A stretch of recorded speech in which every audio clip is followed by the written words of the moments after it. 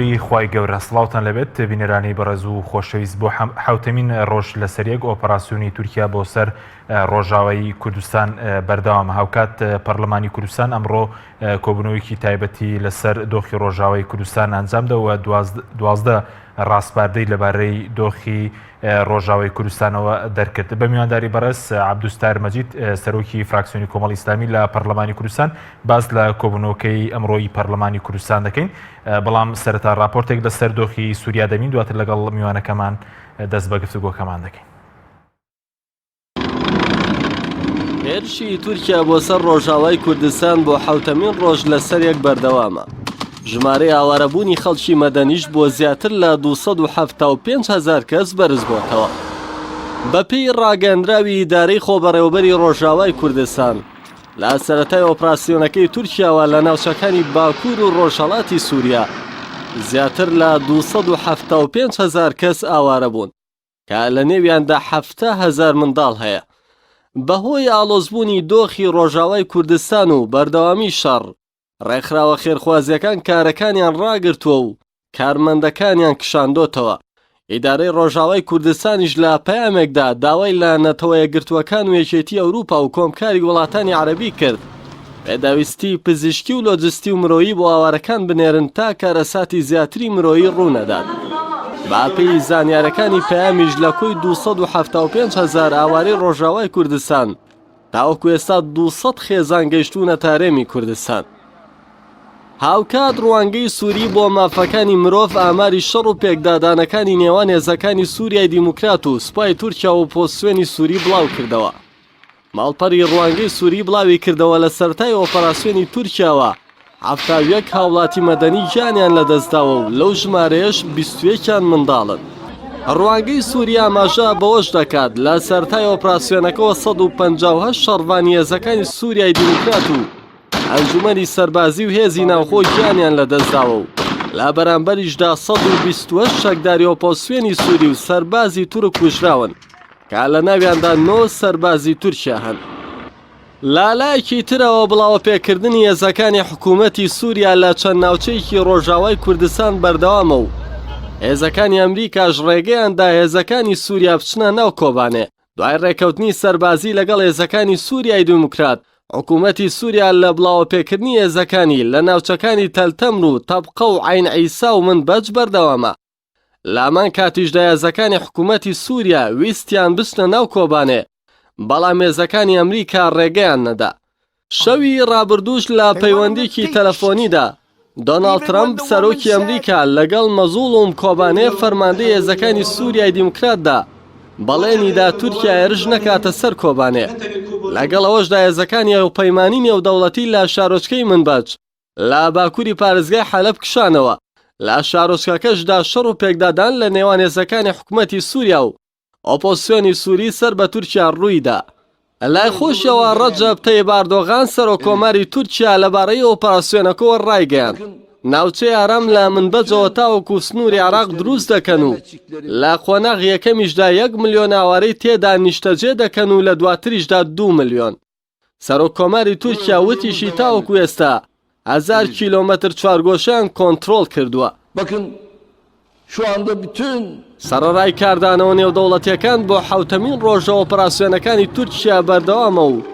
تاوەکو ئێستاژ ئەمریکا و وڵاتانی زلهێز نەیانویستووە ئۆپەراسیۆنەکە ڕابگرن.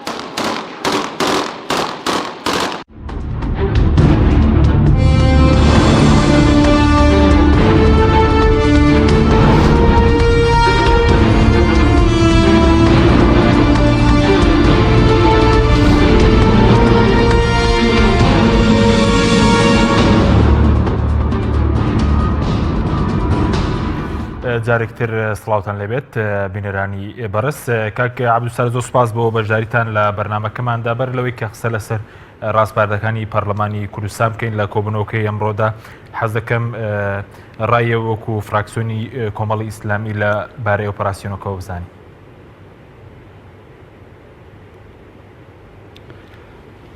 بەناوی خوای بەخشندەی میهرەبان، سەلام و ڕەحمەتی خوای گەورە لەسەر هەموو لایەک بێ. ئەمەش خۆشحاڵین بە دیداری بەڕێزتان و لە ڕێگەی کەناڵە خۆشەویستەکەتان خۆشحاڵین بەدیداری بینەرانی خۆشەویست. دیارم کۆبنەوەی پەرلەمان زۆر پێویست بوو و زۆر زەرور بوو دوای ئەوەی کە من لە ڕۆژانی ڕابردوودا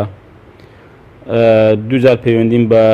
سەرۆکی پەرلەمان و وەزیرگری سەرۆکی پەرلەمانیشەوە کرد کە پێویستە پەرلەمانی کوردستان لەبارەی ئەم ڕەوش و ئەم ئاڵۆزەی کە بە ڕۆژئاوای کوردستاندا تێدە پەڕێەوە هەموو ناوچەکە و دنیای بەخۆ مەشغوڵ کردە پێویستە پەرلەمان کۆبێتەوە. و ئێمە لە بەیاننامەیەکی فراکسیۆنیشدا بە فەرمی داوامان کردووە کە لە کاتی خۆیدا چەند ڕۆژ پێش ئێستا کە پەرلەمانی کوردستان کۆب بێتەوە. بەداخۆ زۆر تاخیر بوو، زۆر دواکەوت، ینی چەند وڵاتانی دنیا وەکو جامیعی وڵاتانی عەرەبی و دەنیمارک و نەرویج و هەندێک لە وڵاتانی تری دنیا ئەنجومەنی ئاسایش ئەوانە بەڕاستی هەموو پێش هەرێمی کوردستان کەوتن سەبارەت بە هەڵوێست و دیدیان لەبارەی ئەو ڕەوشە دۆخەنوێی کە لە ناوچەی ڕۆژئاوای کوردستان و ئەم سنوورانە هاتوتە ئاراوە. ینی کە پەیوەندی بە خۆمانەوە هەیە، پێم وایە پەرلەمانی کوردستان کە ئێمە تاکە پەرلەمانێکی کوردی هەبێت، پەرلەمانی کوردستانی هەرێمی کوردستانە دەبوو زۆر بەخەم بێ، بە پەرۆژ بێ و زوو لە کاتی خۆیدا هەڵوێست و دیدی خۆی سەبارەت بە و ئۆپەراسیۆنەی و لەشکرکێشەی کۆماری تورکیا بۆ ڕۆژئاوای کوردستان ڕوون کاتەوە. ئێمە دیارە وەکو فراکسیۆنی کۆمەڵ ئەگە باسی دید و تێڕوانەکانی ئێمە بکەن، ئێمە هەندێک پێشنیارمان لە کۆبوونەوەی سەرۆکی فراکسیۆنەکان لەگەڵ سەرۆکایەتی پەرلەمان کرد و هەندێک لە پێشنیارەکانی ئێمە و فراکسیۆنەکانی تریش لە ئەو ڕاستپادانەی کە پەرلەمان ئەمڕۆ بڵاوی کردو و دەری کرد جێ کراوە، هەندێکیشی دیارە ڕەنگە پەسەند نەکرابێ، بەڵام گرنگەوە ئێمە بڕیارمەندەکە ئێمە قەناعەت و بۆچوونەکانی خۆمان وەکو فراکسیۆنی کۆمەڵی ئیسلامی لە پەرلەمانی کوردستان دەخینە ڕوو. ئەمە ئەمڕۆ وەکو فراکسیۆنی کۆمەڵی ئیسلامی تێڕوانینمان و ڕوئیای خۆمان دەربارەی ئەو ئاڵۆزی و ئەو گرژی و ئەو لەشکرکێشی و ئەو کاولکاری کە ڕوودەدا لە ڕۆژئاوای کوردستان خستە ڕوو. باشە، بە دیاریکراوی تێڕوانینەکەتان چی بوو یاخود چییە ئەوەی کە ئێوە چۆن لەمە ئۆپراسیۆنێ دەڕوانن؟ ئێمە تێڕوانینەکانمان ئەوە بوو یا هێندێکی داواکاری بوو ئاراستەی هێندێک لە وڵاتانی گەورەی دنیا بوو، هێندێکی پەیوەندی بە حکومەتی هەرێمی کوردستانەوە هەبوو، هێندێکی پەیوەندی بە پەرلەمانی کوردستانەوە هەبوو. ئێمە زۆر بەڕوون و ڕاشکاوی سەرەتا ئیدانەی ئەو لەشکرکێشی سوپای تورکیامان کرد بۆ ڕۆژئاوای کوردستان کە ئەمە پێچەوانەی یاسا نێودەوڵەتیەکانی دنیایە، پێچەوانەی عورفی نێودەوڵەتیە، پێچەوانەی ڕێکەوتنامە نێودەوڵەتیەکانە کە هیچ وڵاتێک ناتوانێ و بۆی نییە سیادە و سەروەری وڵاتێکیشکە پێشێل بکە. ئەمە بەڕاستی ئیدانەمان کرد و ئیدانی ئەوەشمان کرد کە ئەو ژن و منداڵ و خەڵکی مەدەنی کە لەو نەوچانە دەکوژێن و لە شەردانین ئێمە ئیدانەمان کردووە. ئێمە ئەومان دیسانەکە بە پێی یاسا و عورفی نێودەوڵەتی، بە پێی شەریعەتی خوای گەورە کە ئەم خەڵکی ئەو ناوچانە میلەتانی موسڵمانن، ئێمە پێمانە ڕێگە پێ نەدراوە و ئەوە سەردەکێشێ وردە و دەڕەنگە بۆ کۆمەڵکوژی، بۆ کاولکاری زیاتر، بۆ ئاوارەبوونی خەڵکێکی زۆر کە ئێمە ئەوە بە نایاسایی بە ناشەرعی دەزانین و داوامان کرد کە کۆماری تورکیا وڵاتی تورکیا ئەم لەشکرکێشی ڕابگرێ و دەست بگرێتەوە لە کوشتنی منداڵ و ژن و خەڵکی بێتاوان و ئەوەی کە لە شەردانیە. ئەوە پاشان ئێمە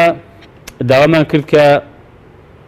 وڵاتانی دنیا، وڵاتە زلهێزەکانی دنیا وەکو وڵاتە یەکگرتووەکانی ئەمریکا و وەکو رووسیا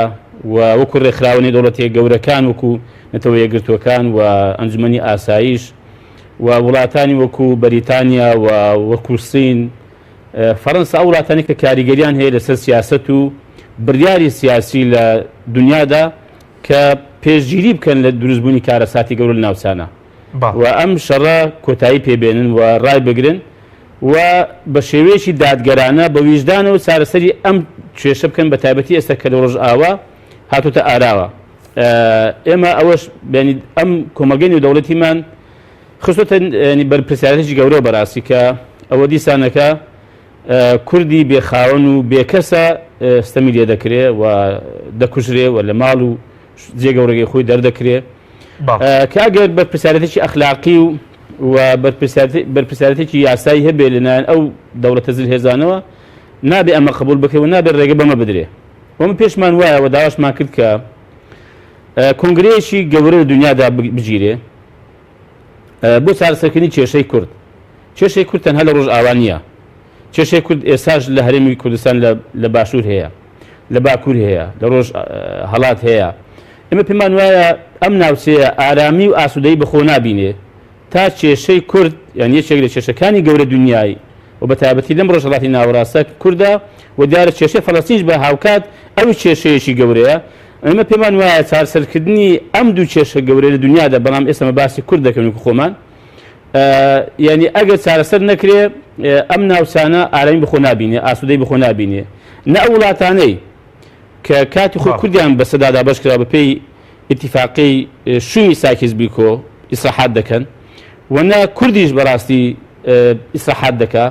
و نە ئەو وڵاتانەی گەورەی دنیاش کە بەرژەوەندی سیاسی و ئابووری و ئەمنی و سەربازێن لەم ناوچانە هەیە قازانج دەکەن. بۆ ئێمە داوامان کرد کە با بە شێوەیەکی ڕیشەیی ئەم کێشەی چارەسەر بکرێت، بە شێوەیەک دیارە بە شێوەی گفتوگۆ بە شێوەی دانوستاندن و بە شێوەیەکی ئاشتیانە. ئێمە داوامان کرد کە پەرلەمانی کوردستان بەڵێ گیان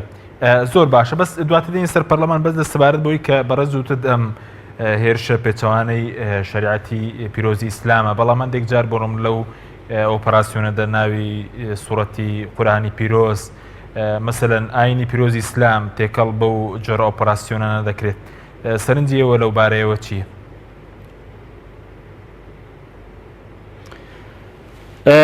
ئێمە پێمان وایە لە قۆناغەکانی ڕابردووشدا لە مێژووی گەلاندا و لە مێژووی وڵاتاندا و ئێستاش ئەمە دووبارە دەبێتەوە زۆر جار ئیسلام بەکارهێنراوە بۆ گەیشتن بە هێندێک ئامانجی وڵاتێک، ئامانجی سیاسی، بەرژەوەندی سیاسی، بەرژەوەندی ئابووری، بەرژەوەندی ئەمنی یا حتا داگیرکاری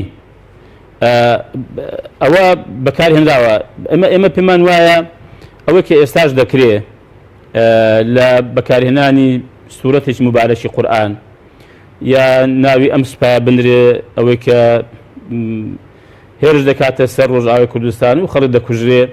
ناوی لێ بنرێ سوپای محەممەد سەڵاو سەمی خوای لەسەر بێ، ئەمانە بەڕاستی ینی هیچ ئەسڵ و بنچینەیەکی شەرعیان نییە. لەبەرەوەی کە جارێ یەکەم سوپای محەممەد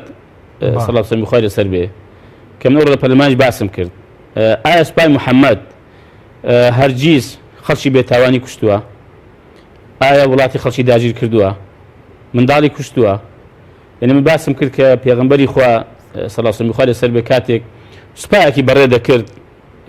کە ڕوبەڕووی دوژمن ببێتەوە و بەرگری بکە، پێی دەفەرمونون ژن مەکوژن، منداڵان مەکوژن. ئەوانەی کە لە دێر و لە کەنیسەکان عیبادەت دەکەن، ڕاهیبەکان، ئەحبارەکان مەکوژن، بەلایەن دامەسن، ئەزیێتان مەدەن. و دەیفەرموو حتا دەیفەرموو دار مەبڕن،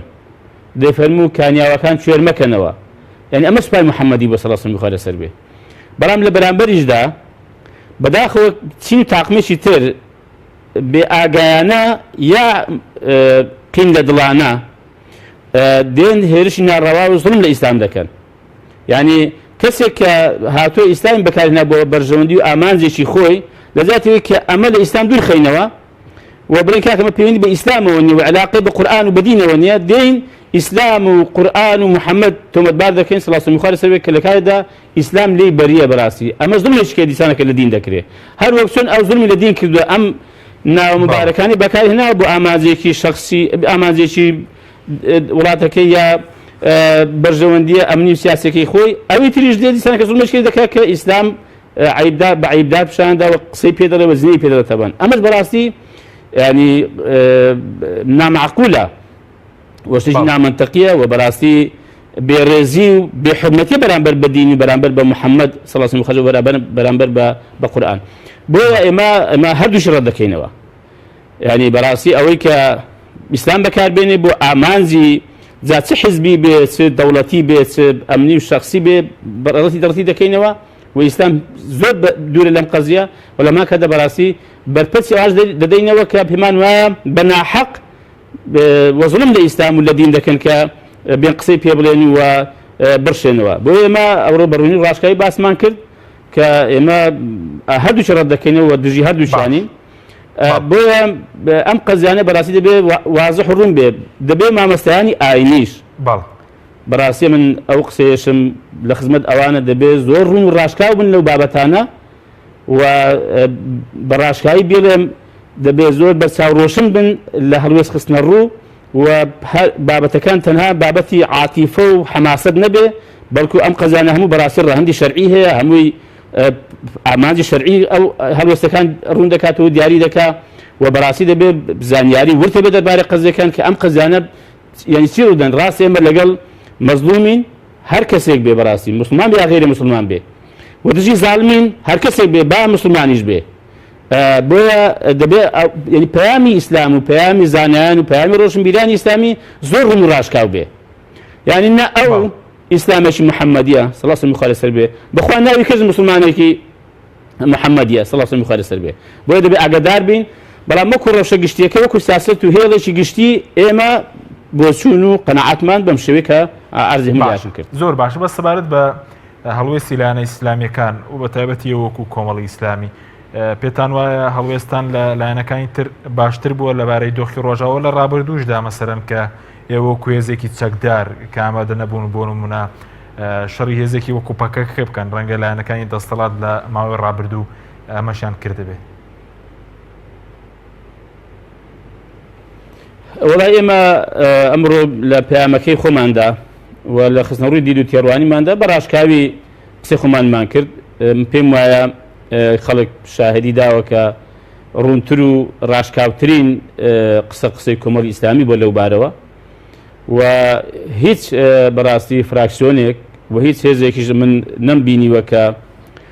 داوا بکە کە ئەو بڕیاری 37 پەرلەمانی کوردستان کە لە 2003 وەدراوە بە دەرچوونی هەموو ئەو هێزانەی ئاشتی خواز لە هەرێمی کوردستان کە بە ناوی ئاشتی خواز جێگیر کراون دەربچن بڕیارەکەی پەرلەمان جێبەجێ بکرێ ئێمە داوامان کردووە هەر هێزێک بێ بەڕاستی پێم وایە هێزانەی کە لە کوردستان نیشتەجێ کراون و دامەزرێنراون ئەوانە نەبوون بە مایەی پاراستنی ئاشتی ئاسایش لە هەرێمی کوردستان بەڵکو زۆرجار بوون بە مایەی کێشە و بەمەمای سەرێشە و بوون بە مایەی بەڵاو موسیبەتی گەورە بۆ خەڵکی کوردستان لە ئاوارەیی و لە تۆبارانکردن و لە دەربەدەربوون و لە زەرەر و زیانی ئابووری کشت و کاڵی ئەمنی ئێمە زۆر بەڕاشکەوە کاتی خۆشی و ئێستاش ئێمە ینی هەڵوێستمان زۆر ڕوون ڕاشکاوە ئێمە وەکو باسم کردیانی ئێمە هەموو دیوەکان دەبینین و من باسیەوەشم کرد بەڕاستی پێویست دەکا کە ئێمە وەکو کوردیش پند و ئامۆژگاری لە ڕابردوو خۆمان وەربگرین لە شۆڕشەکانی ڕابردوومان شۆڕشەکانی کاتی خۆی شۆڕشی شێخ مەحموود شۆڕشی شێخ سەعیدی پیران شۆڕشی مەلا مستەفا بۆ شۆڕشی نوێشمان ئێمە هەمیشە پشتمان بە هێندێک وڵات و دەوڵەت بەستووە کە ئەوان نە خزمەتی دەزانن نە دۆستایەتی کەس دەزانن نە بخۆیان بە خزمی کەس دەزانن بەڵکو تەمەشە بەرژەوەندەکانی خۆیان دەکەن دۆستی بەرژەوەندەکانی خۆیانن و کاتێک بەرژەوەندەکانی خۆیان تحقیق بوو بێ پشتیان لە کورد کردووە تەبان ئێمە باسمان کرد کە پێویستە کورد پند وەربگرێ لەم ڕابردووی خۆی لەم ئەزمونانەی تەبان پێویست بۆ هەیە کە کاکە بازارێکش بگرێتەوە لای خوای خۆی با پشت بە خوای خۆی ببەستێ با لەسەر پێی خۆی ڕاوەستێ با خزمەتکاری خەڵک و میلەتی خۆی بێ کە خەڵک خۆشی بێ و سبەی لە پشتی ئەم قیادەیە ئامادەی هەبێ ڕوحی ماڵی جانی سامان و سەروەتی وەک چۆن لە شۆڕشەکانی ڕابردوو کردووە بە قوربان بیکە بە قوربانی و پاشانیش ئەم یەک ریزی و ئەم یەک هەڵوێستێکی من باسی دەکەین و داکۆچیشی لێ دەکەین زۆر بە پێشی دەزانیانی خۆشگەز دەخوازین کە کورد بتوانین یەک جار خاوەن ینی هەڵوێست و یەکریزیشی تەواو بێ بەڵام بەچی دەبێ ئەمە بە دادگەری دەبێ ئەمە بێتر قبولکردن دەبێ ناکرێ هێزێک لەو لاتەبان غێری خۆی کەسێکی قبول نەبێ ینی ڕاستە من بەگری لێ دەکەم ڕاستە من بەتایبەتی لە میلەت و گەری کورد لە هەر شوێنێ بێت کە بسە و سێنرێتەوە کە من باسمان کرد کە ئێمە دیدمان ئەوەیە کە کێشەی کورد بەگشتی چارەسەر بکرێ بەڵام ناکرێ هێزێکی لە هەر شوێنێک بێ پاوەندخوازی بکە تەنها خۆی پێ حەق بێ وەک لێ نەگەرە کەسی کە سەر دەربێنێ ئەمە چۆن سبینێکە ئیدارە لەگەڵ دەکرێت ینی حتا ئێمە چۆن ئیدارە لەگەڵ بکەم ینی چۆن ئێمە بتوانم خزمەت لە وڵاتی بکەم بۆیە پێویست دەکات کە ئێمە هەمومان یەکترمان قبول بێ بە هەموو ئایدیاکانەوە بە هەموو بۆچوونە جیاوازەکانەوە بە هەموو ڕەنگە جیاوازەکانەوە بەڵام بین بۆ نمونە پێشنیاری ئەوەی دەکەین با سەرکردایەتێکی سیاسی سەرکردایەتی باڵای سیاسی کورد هەبێت بۆ هەموو کورد بەگشتی بەڵام بێتر قبولکردنەوە و بە بەرنامەیەکی ڕێکوپێکەوە کە هەمومان بەرژەوەندی ئەم گەلی کورد لە هەموو شوێنەکان لە بەرچاو بگرین واز لە بەرژەوەندی شخصی و بنەماڵە و حیزبی و بیری تەسک کە بەڕاستی کە تەنها خۆت پێ قبول کە ئەوی کرد هەموو پێڕەفز بێ بێنین ئەم پێمە ئەمە کورد بە ئاماز دەگەێنێ نەک ئەوەی کە ئەمڕۆ پشت بە وڵاتە دەبەستی و لەگەڵ وڵاتەی کە دوژمنی کوردیشە ڕێکەوتن دەکەی دوایی ئەگەر ئامانزەکانی تاقیق بوو کورد ناناسێ پێی وایە ئەم گەلانە من گوێم لە هەندێ وتاری ینی ئەو شتەوەکە گەورانی دنیا بۆ کە دەڵێ کاکەوانە خەڵکی بێئاگان خەڵکی جێلن ئەوانە خۆیان یەکتر دەکوژن ئێمە بۆ بەرزەیمان پێدا بێتەوە ئەگەر بیان کوژنیان بکوژرێن کاکە خەڵک ئاوا بیر دەکات دەربارەی ئەم کوردە فەقیر و هەژار بەستە زمان و داما و بێکەسە دەبێت ئێمەش ینی ئاوا تەماشای میلەت و خەڵکی خۆمان بکەین و بەڵ زۆر باش بە سوارد بە ڕاستپاردەکانی پەرلەمانەوەی کەوە داوای دەرکردنی مەسەلەن هەموو هێزێکی بیانیتان کردووە لە کوردستان بۆچی لە ڕاستپاردەکان نەبوو یاخودە و 12 ڕاستپاردەی بۆچی بڕیار نەبوون و تەنیا ڕاستپاردەم پێ دوای هیچ لە دۆخی خەڵک دەگۆڕن ئێمە وەکو ئەرچی نیشتیمانی و بەڕاستی وەکو نێنەرانی خەڵکی کوردستان لە پەرلەمانی کوردستان ئێمە ئەرچی خۆمانمان جێبەجێ کردووە و قەناعەت و بۆچوونەکانی خۆمانمان بە ڕوون و ڕاشکاری خستۆتە ڕوو و لە پەرلەمانیەوە دیارە ئێمە داوامان کردیانەوە داوایە کە پەرلەمان بەرپرسیارە لەوەی کە بڕیارەکانی خۆی جێبەجێ بکە بڕیاری ئێمە نیە بڕیاری پەرلەمانی کوردستانە و دیارە پەرلەمانی کوردستان وەکو قسەمان لێ کرد لە سەرۆکایەتی پەرلەمان لەگەڵ سەرۆکی فراکسیۆنەکان گوتیان ئەم پرسە لەبەرەوەی کە پەیوەندی بە دەرەوەی هەرێمی کوردستانەوە هەیە پەرلەمانی هەرێمی کوردستانە ناتوانێت بڕیار بدا بەس دەتوانێت تەوسیات بکە هەندێک لە تەوسیات و داواکاریەکانی ڕووی لە کۆمەلگەی نێودەوڵەتی بوو هەندێکی ڕووی لە حکومەتی ناوەندی بوو و هەندێکی پەیوەندی بە حکومەت هەرێمی کوردستانەوە هەبوو پەیوەندی بە سەرۆکایەتی هەرێمی کوردستانەوە هەبوو و هەندێکی پەیوەندی بە خودی پەرلەمانەوە بوو کە بۆ خۆی ئەنجامی بدا زۆر باشە بەس بە چوونی بەڕێز ئێستا پەرلەمان منە ئەرکی چیە جێگە لەو کۆبوونەوە دەبێت چی تر بکە کە بەڕێزت ئەمڕۆ لە وتارەکەتدا باسی پێکەنانی وەفدێکی پەرلەمانی شت کردیانەوە بەستەوە بوو کە وەفدەکە چی بکە اینجا وەکو حکومەت هەرێمیش پێ دوایە دەبێت چ بەرپرسارەتێک وە سەرۆکایەتی هەرێم دەبێت چی بکەن ئەمە ناشارمەوە پێمە هەڵوێستی پەرلەمانی کوردستان لە بەدەمەوە چوون و لە گەرموگوڕی بۆ ئەو دۆخی کە ئێستا ڕۆژاوای پێدا تێدەپەڕێ لاوازە ئەمن باشیشم کرد لە کۆبوونەوەی سەرۆکایەتی پەرلەمانیش داوا کرد کە با وەفدێک پێک بهێنرێ سەردانی ڕۆژئاوا بکە وەفدێکی پەرلەمانی کوردستان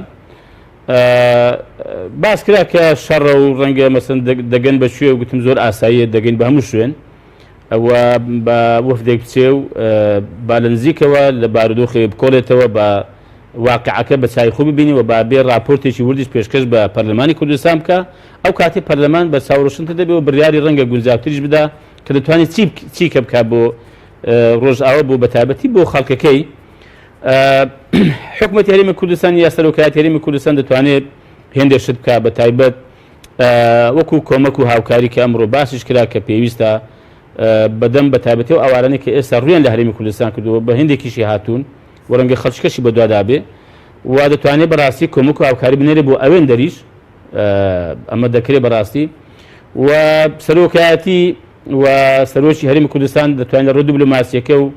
و پەیوەندی سیاسیەکانەوە بەڵێ کاری زۆر بکات تەبان هەم لەگەڵ حکومەتی ناوەند هەم لەگەڵ وڵاتانی دەوروبەر لەگەڵ وڵاتی تورکیا لەگەڵ ئێران لەگەڵ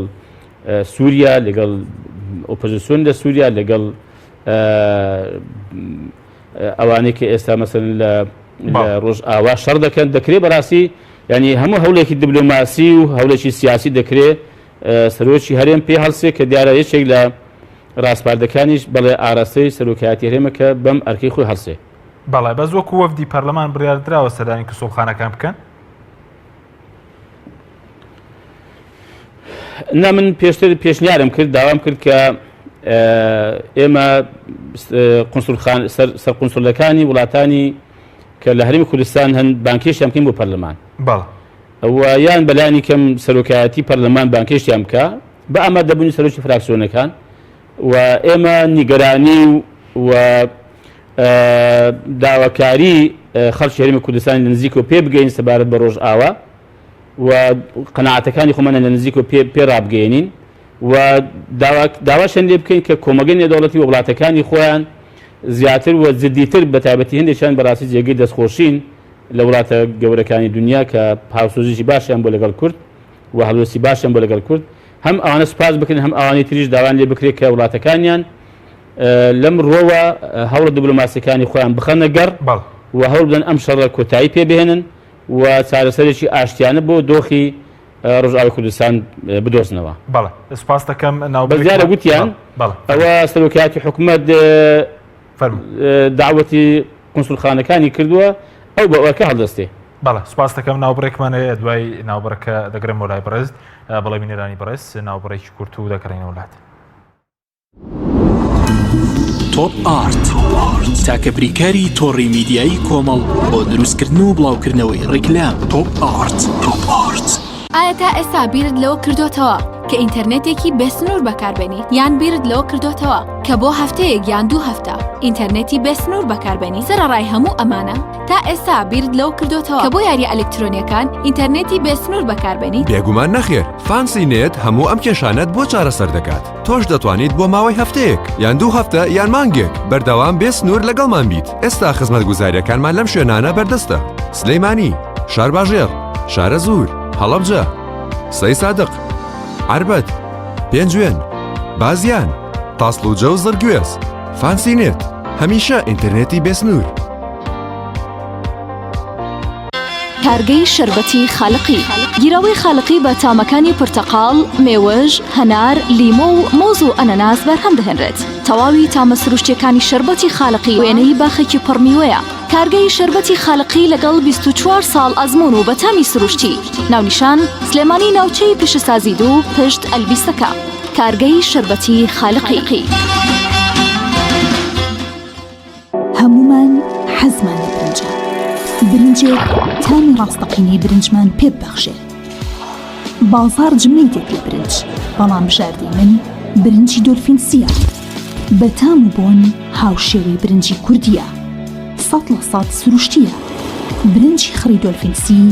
شێفە گەورەکان سەرسامەکات. بۆیە بێ دوودڵی بژاردەی من و کابانی ماڵە. تا ئێستا زۆر جۆری برنجم تاقی کردوتەوە، بەڵام هیچیان وەک دۆلفینسی نییە. تامێکی ترە ئێوەش دەتوانن تاقیکەنەوە. دۆلفینسی باشترینمان بۆ هەڵبژاردن. تۆپ ئارت تاکە بریکاری تۆڕی میدیایی کۆمەڵ بۆ دروستکردن و بڵاوکردنەوەی ڕیکلام. تۆپ ئارت.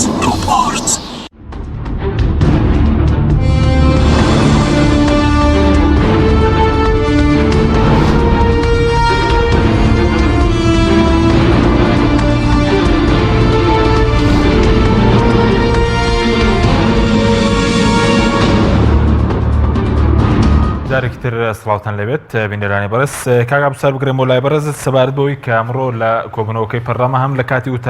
وتارەکەتدا ینی گفتگۆیەکی تون لە نێوان بەڕێست و بەڕێز سەرۆکی پەرلەمانیشدا ڕوویدا و دواتریش باز لەوە کرا کە سەرۆکی پەرلەمان وەسی لەوە چی بوو کە قسەیەکی بەڕێز لە پرۆتۆکۆڵی پەرلەمانی کوردستان بسڕنەوە. ئەو مەسەلەیە چۆن؟ وڵات جارێ ئەوەی کە سەرۆکی پەرلەمان کە قسەی پێ بڕیم من پێم ناخۆش بوو، چونکە بابەتەکەی من زۆر پەیوەندیدار بوو بە ڕۆژئاوا و بە بارودۆخی کە لە ڕۆژئاوا دەگوزارێ. و من لەوێش پێشم گوتم قسە بە خەڵک مەبڕە و ئەگەر قسەیەکی نایاسایی پێچەوانەی ڕێنمایەکان کراوە مافی خۆتە پێم بردەنە حەقی قسەم پێ ببڕی. من چکە دیدی تێڕوانینی فراکسیۆنی دەخەمە ڕوو وەڕێکەوتین کە قسەی خۆمان بکەین بەڕاستی مینبەری پەرلەمان مینبەری خەڵکە یانی دەبێت خەڵک بزانێت کە لەم پەرلەمانە چ دەگوزارێەوە ئەوەی کە متمانە و پشگیری ئەمێ کردو کاکەمە ینی دەبێت خۆ تعبیر لە بۆ چوون و لە قەنەعاتی ئەم خەڵک میلەتەی خۆمان بکەینەوە و من پێشم وابوو دەبوو ئەگەر هەر بیەوە قسەشی بە خەڵک بڕی باە کە پەیوەندی بە بابەتەکەەوە نەبوو فراکسیۆن هەبوو باسی 16 ئۆکتۆبەری دەکرد کە هیچ پەیوەندی بە خۆرئاوای ڕۆژئاوای کوردستانەوە نەبوو بەڵێ یعنی دەبوو بەڕاستی بەوی بڕی باە و دەبوو مەسەن لە کاتی خۆیدا سەرۆکی پەرلەمان کە سرود دەگوترا لە هۆڵی پەرلەمان کە لە بەرنامەی کاریشدا نەبوو دەبوو پێی بڕی باە و بیگوت بەوە لە بەرنامەی کار نیە دانیشە بەڵام بۆی هەڵەسا سەر پێ بەهەرحاڵ من پێم ناخۆش بوو و ئەوە تریش وەڵام من ئەوەی کە گوتی لە پرۆتۆکۆل بسرێتەوە دوعا بوو یعنی بۆ دوعا بسرێتەوە بۆ بسرێتەوە یعنی من دوعام کرد بۆ ئەوانەی کە لە ڕۆژ ئاوا کوژراون لە شۆڕشەکانی ڕابردووماندا بۆ ڕزگارکردنی کوردستان کوژراون بە ئەوانەی ئێمەشەوە گوتم بەخوایە لیان خۆش بە بەهەشتیان شادکەی پرێ شەهیدان پێ ببەخشی وخوایە بریندارە شیفا بریندارەکانمان بنێری وخوا یارمەتیمان بدەیت کە بتوانین کیان و قوارەیەکی ڕاستەقینە بۆ ئەم میلەتی خۆمان دروستکەین دوعای سڕیوەتەوە وەڵام من نازم چیم گوتبوو ینی من پێم وایە شتێکی هەڵەی کرد ومێد دەکەم کە ئیشاڵڵا ئەوە دووبارە نەبێت چونکە کە دەڵێ شەهیدە جارە با من ئەوە ڕوونکەمەوە ئەرێ کەس دەتوانێت بڵێ فلان کەس شەهیدە دەزانی بەس خوا دەزانێت کە چێ شەهیدە ئەرێ کاکە تو لە جێی خوای ینی ئەمیش کاکە چێ ئەولای خوا ناتوان ئەم قرارە بدا بڵێ خوا بە شەهیدی قبول کەی خوا جێگەی باش بێ ینی ئەوە کە ینی لە ئەلفوبێی ئیسلام تێگەیش بێ ئەوە ینی حاڵەتە صحیح و دروستەکەیە مەبەست بۆ هەموو دەکەم کە ئیشاڵڵا پێشمەرگەکانی خۆشتان ئەوانەی ڕابردوو مەبەست لەوانیشە بۆ هەموو پێشمەرگەکانی مەسەلە خۆش کاکە بۆ ئێمە بزوتنەوە ئیسلامی بووین شەهیدمان هەبوو بەرامبەر بە بەعەس ئیعداممان هەبووە تەبان ئێمە بەوانش دەڵێن خوایە ئەمەی کە لە شەڕی بەعەسدا لەگەڵ ئێمە بوون کوژراون ئیعدام کردن خوا بە شەهیدیان قبول کردی خوا جێیان بەهەش بێ ئەی کاکە چی دەتوانێت قەرادەکە فلان کەس بەهەشتی و فلان کەس جێی دۆزەخە چی دەتوانێت ئێمە قەرادە کاکە باش یعنی غیری خوا کەس دەسەڵاتی ئەمەی هەیە باش دەبڕۆ کاکە ئەوە هەرچی زانا و هەرچی زانێ ئەهلی علم و معتەبەر هەیە پرسیاری گوزان دەتوانێت بڵێ فلان کەس جێی بەهەشت و فلان کەس جێی دۆزەخە نەحسەبه کەذلك ومێد دەکەین کەوا بێ ئینشاءالله ئەم پێم وایە دەبێت ئەوە ئەرچی مامەستایانیش ئەم حەقایقانە باش بۆ خەڵک ڕوونکەنەوە هەر لە خۆ خەڵک دێتە مەنجاریوە کابرا دەڵێ خوا نییە بڕوان بەخوا نییە زینە بە پێغەمبەری هەدا دەڵێ شەهیدە ئەخبارە شەهیدی کوێ ئەوە مەگەر شەهیدی دۆزەخ بێ یعنی لە دۆزەخ ببینێ زۆر باشە سەبارەت بە کورد و زلێزەکان بەڕاستی با کاک حەشیم باوە ئەوە هیچ کەس لەمڕۆ هیچ کاش حەشیم داوا دەکرد هیچ کەس مزادی ئەمە بەسەر ئێمە نەکا وەڵی کەس حەقی ئەوەی نییە و بەڕاستی لە ئێمەش لە پێشتر نییە مزادی کوردایمان بەسەرەوە بکە و کەسیش بەڕاستی حەقی ئەوەی نییە مزادەی مسلمانەتیمان بەسەرەوە بکە من ناڵە مسلمانی باشترین لە خەڵک نا بەڵام مسلمانەتی و دینداری و شارەزایی و ئەوە قورئان هەیە و سنەتی خەڵک دەتوانێت مەسەن بە پێوەری قورئان و سنەت هەڵوێست و ڕەفتار و قسەکان بپێوێ و هەڵیان سەنجێنێتەوە یعنی ئەم مزاداتە نەکرێ بەڕاستی ینی دوعا کراوە لە پرۆتۆکۆل بیسڕیەوە ینی بتێ بە خەڵکی پیشاندێ ئێمە بەم خەڵک ناڵێن شەهید ئێمە پێمان وایە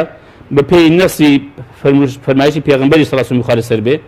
کە باسەوەی دەکا ئەوەی کە لە پێناو لەسەر ماڵەکەی لەسەر خاکەکەی لەسەر ناموسی لەسەر دینی بکوژدە پێغەمبەر بە فەرمێ شەهیدە بەڵام ئەمە کە بڵێ ئەمە جێگەی بەهەشتە و یەک بڵێ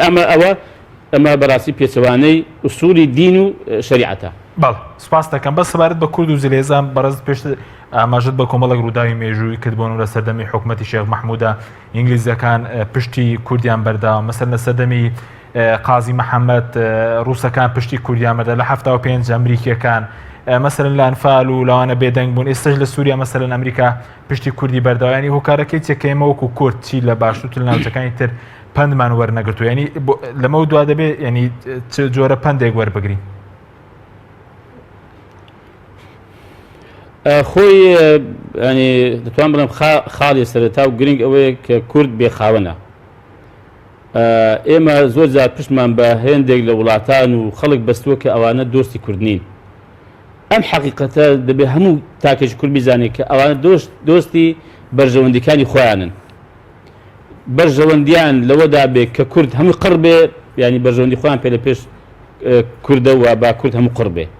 بەرژەوەندیان لەوەیدا هەبێ کە کورد نیمسەکیان و قەوارشی هەبێ ئەوەیە کە کورد نیمسەقییان و قەوارشی هەبێ بەرژەوەندە لەوەیدا بێ کەسبێن ئێمە دەوڵەت بین لەوانەشە بمانکەن بە دەوڵەتی ژیانی ڕێنی لەگەڵ ئەوەش بن بەڵام ئەوە کە گرنگە ئێمە چی بکەین ئەمن پێم وایە ئەوەی کە زۆر گرنگە ئەوەی کە ئێمە لە نێو خۆماندا ینی وەکو کورد ئێمە با یەکریز و با تەبابین و با یەک هەڵوێز بین با پشت بەیەکتر ببەستین پاش پشت بەستن بەخوای گەورە با پشت بەیەکتر ببەستین و با خاڵشی تر ینی لە هەموو گرنگتر ئەوەیە کە با خزمەتی ئەم خەڵک میلەتی خۆمان بکەین ئەم پێم وایە هەر سەرکردەیەک و سەرکردایەتی سیاسی ئەگەر خەڵک و میلەتەکەی خۆی لەگەڵ بێ لە پشتی بێ من دڵنیام لە کۆتاییدا هەر سەر دەکەوێت ڕاستە پێویستی بە هەوڵی دیبلۆماسیشەیە پێویستی بە علاقاتی سیاسیشەیە پێویستی بە ئەوە هەیە کە لەگەڵ وڵاتانی گەورەی دنیا تەفاهم هەبێت بە خۆ ئێمە قەتیش کورد ینی دەتوانم بڵێم لەم کیان و قەواری هەرێمی کوردستاندا نەمبینی بەڕاستی دەسەڵاتی کوردی پێچەوانەی بەرژەوەندی وڵاتان جوڵەی کرد بێ سیاسەتی کرد بێ بەڵام خۆ هەر ئەوان بوون ینی چاپۆشیان لەوە کرد فەرمو مەسەڵەن حکومەتی عراقی لە 16 ئۆکتۆبەر چی بە کورد کردووە چۆن کەرکووک دووبارە خستووە ژێر کۆنتترۆلی خۆی و دەسەڵاتی خۆی بە بەرچاوی هەموو دنیاشەوە تەبان بۆیە من بەڕاستی ئەوە کە زۆر بە گرنگی دەزانم ئەوەیە کە ئێمە بتوانین ینی ببین بە خاوەن هەڵوێستی یەکگرتو و یەکریز پێشتر باسم کرد لەسەر ئەساس و بنچینەی دادگەری و خزمەتکاری میلەت و خەڵکی خۆمان بین ئینجا بەڵێ لەگەڵ ئەوەشدام کە سەرکردایەتێکی سیاسی هوشیار هەبێ کە علاقاتی دیبلۆماسی و سیاسی پەرە پێ بدا و قەنەعەت بە وڵاتان بینێ کە کوردیش مافی خۆیەتی بە مافە ئاسایی و یاسایەکانی خۆی بە لەسەر خاک و لە میلەت و گەلی خۆی بەڵێ بەس پێ دوایە ینی وەکو پێویست کە مەسەرەن لە کاتی شەڕی داعش چ لە باشووری کوردستان لە ڕۆژاوەش کوردستانیش مەسەرەن ئەو هێزانە لەگەڵ کورد نزیک بوون بەڵام هۆکارەکەی چێ مەسەرەن دوای شەڕەکە کورد لاواز دەکەن چی لێرە لە بڕمون لە باشووری کوردستان چ لە ڕۆژاوەش کە ئێستا پشتی کوردیان بەرداوە ڕێگەیانداوە کە تورکیاش بکاتە سەر ناوچەکە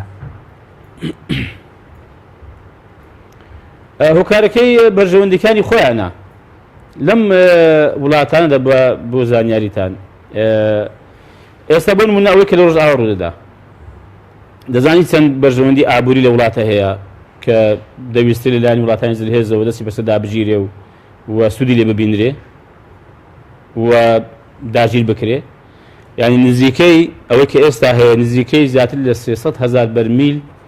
نەوت ڕۆژانە هەیە لە ڕۆژئاوای کوردستان دەزانی غازێکی زۆر لە ڕۆژئاوای کوردستان هەیە کە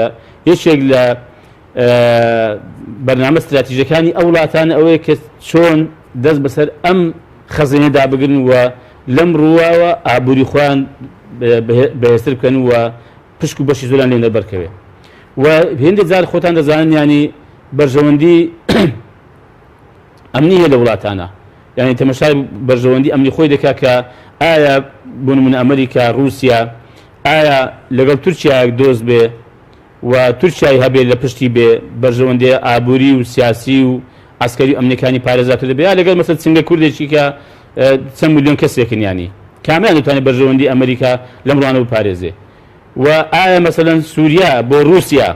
گرنگترە یا مەسەڵەن تاقمێک وەچنگە کوردێک کە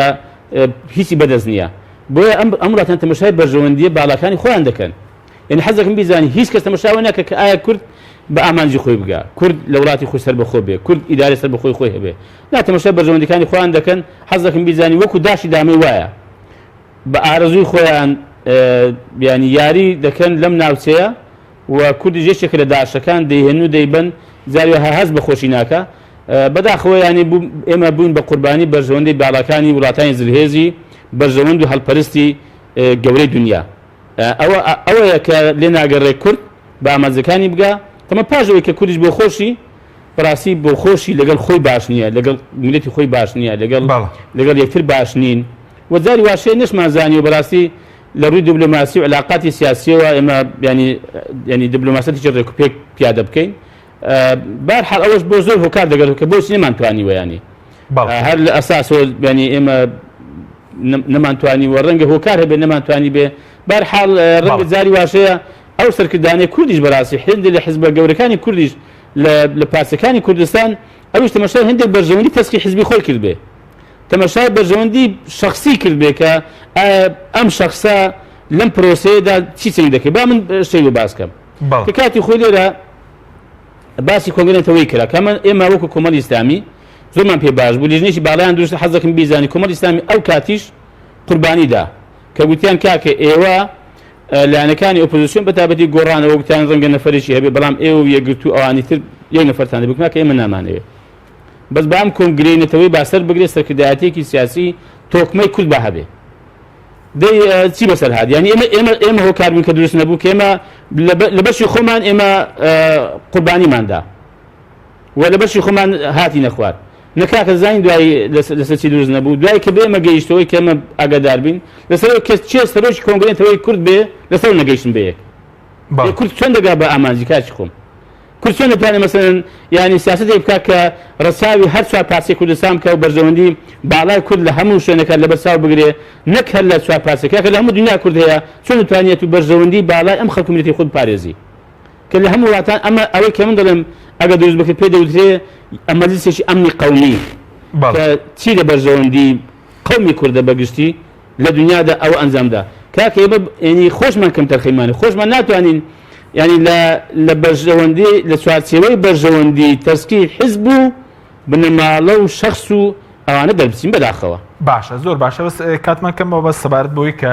بەرپرسانی ئەمریکا و وڵاتانی تریش شەڕایەوەی کە کورد شەڕێکی باشی کرد لە شەڕی داعش بەڵام تێڕوانێکی خراپیان بۆ نمونە بۆ کورد هەیە زۆر جار باز دەکەن شەڕکەری ئازان لە پێناو پارە و چەکدا بۆ نمونە شەڕیان کردووە بۆ دۆناڵد ترامپ باز دەکات لە جەنگی جیهانی دووەم نازانم هاوکاری ئەمریکایان نەکردووە یعنی ئەم تێڕوانینانە بۆ کورد پێدوایە تێڕوانێکی خراپە کە لە بەرامبەر چەک و پارەیە خۆت ینی وەکو شەڕکەرێکی ئازاد تەناوەندە بناسرێت والله ئێمە بەشێکی ڕەنگە بۆ مامەڵە و هەڵوێستی هەندێک لە سەرکردەکانی کورد بگەڕێتەوە کە کاتێک لەگەڵ سەرۆکی ئەو وڵاتە گەورانە مامەڵەیان کرد بێ بە شێوەیەک وێنای کوردیان کرد بێ کە بەڵێ کورد لە پێناو چەک و لە پێناو پارە شەڕ دەکات بەڵام بەشەکەی تریشی بەڕاستی بۆم بێمەعریفەیی و پێنەزانینی هەندێک لە سەرۆکی ئەو وڵاتە گەورانە دەگەڕێتەوە کە کوردیان نەناسی و کە کورد هەنی میلەتێکی ئازایە و ینی کورد ئەمن حەز دەکەم بیزانی ئەو پێشمەرگەکانی کوردستان ڕەنگە ئێستا بەشێکیان گوێیان لێبێ چیان چەند کەوتووە لە پێناو شەڕێک لە بەرامبەر داعش کردویانە موچیان چەند زیادی کردووە کامیان قەستێکی پێدراوە لە پێناوی کە کوڕێک دوو کوڕ هەیە سێ کوڕی لەم شەڕانەدا کوژراوە خوا بە شەیدیان قبولکە کامیان ینی لە پێناو پارەدا شەڕ کراوە یا لە پێناو عزت و کەرامەت و شەرەف و ناموس و وڵات و خاک و دین و عەقیدەی ینی شەڕی کردووە ناوە بەداخەوە ینی ئێمە ئەم وان نزانێ بەڕاستی ئێمە پێشمەرگە بووین لە شاخ بەخوا ئێمە خەونمان بۆ دەدیت کە ڕۆژێکدا بێ ئێمە کوردستان ئازاد و بە ئازاد تێدا بسوورنەوە هەموو ئامانجمان ئەوە بوو ینی حتا ڕەنگە بیرمان زۆر لەوەش نەکردێتەوە کە ئایا حکومەتمان دەبێت چ حکومەتێک دەبێت ئێمە پێگەمان لە حکومەتە چی دەبێت هەموو دەماگوت خوایە ڕەحمان پێ بکەی وامان لێ بکەی کە بەسەربەرزی بە ئازادی بگەڕن ناو خاک وڵات و خزم کە سوکاری خۆمان سپاس بخوا ینی خوا ئەمەی بۆ کردین ئەوەیە ئاوات و ئامانجی ئێمە ئەو بۆ ینی نە ئامانج پارە بۆ نە ئامانج ینی بەداخەوە وێناکردنێکی خراپە ڕەنگە بەشێکی بۆ ئەو ینی معاملە و تعاملی ئێمە بگەڕێتەوە بەشێکیشی بۆ بێمەعریفەی پێنەزانی ئەو کەسە دەگەێت کە ئاوا تعریفی کورد دەکات دوا پرسیارم بە کورتی سەبارەت بە دۆخی ئێستای هەرێم ینی لەو بەدەست بەرداربوونی ئەمریکا لە ڕۆژاوە پێدا دەبێت هەرێمی کوردستان چۆن مامەڵەکە بەتایبەت لەگەڵ کێشەکانی لەگەڵ عێراق و چارەسەری کێشەکان بە کورتی بێ سپاس دەکەم وەڵام پێم وایە ینی هەرێمی کوردستانیش پێویستی بەوە هەیە کە زۆر وردبینانە وە دووربینانەش هەنگاو بنێ بەڵام پێویستیشە ینی هەڵوێست و مەوقیفەکانی ڕۆشن و ڕاشکاو بن دەنا من بە دووریشی نازانم ینی ئەو پیلانە کە زۆر جاریکە پیلانانە لە کورد جێردراوە دژ بە کورد ئەنجام دراوە بە دووریشی نازانم کە ئەمە ینی هەرێمی کوردستانیش بگرێتەوە چونکە وەک باسم کرد ینی ئەوان بە دوای بەرژەوەندەکانی خۆیاندا دەگەڕێن و مافی خۆشیانی وا بیر دەکەنەوە ینی بەس ڕەنگە ئێمە لە ڕابردوودا کە سادە بووین یا ساویلکە بووین بە هەموو بەڵێنێکی ئەوان بڕوامان کرد بێ بە مەرحەبایەکی گەرمی ئەوان بڕوامان کرد بێ ئەوە هەڵەکە لە خۆمان بۆ دەنا بەڕاستی ئەوان مافی خۆیانەکە ئەو وڵاتانە بام شتێک بۆ هەموو لاڕوونکەمەوە ئەمن کە لە بەڕاستی دەرەوە ژیاوم وڵاتانی گەورەی دنیا و ئەوانەی کە بەرژەوەند